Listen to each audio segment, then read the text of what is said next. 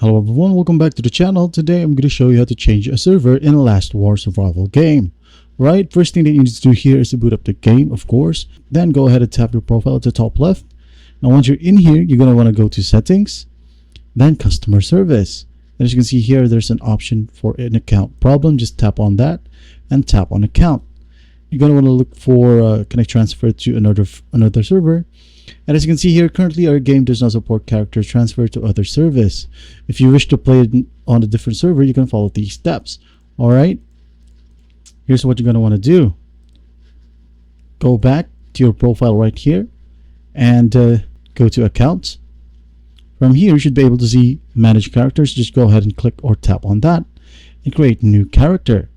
And from here, you should be able to select two servers right here. Alright. Just go ahead and select one from here and you should be good to go. And that's basically it. I hope this video helps some. Please don't forget to share this video to your friends.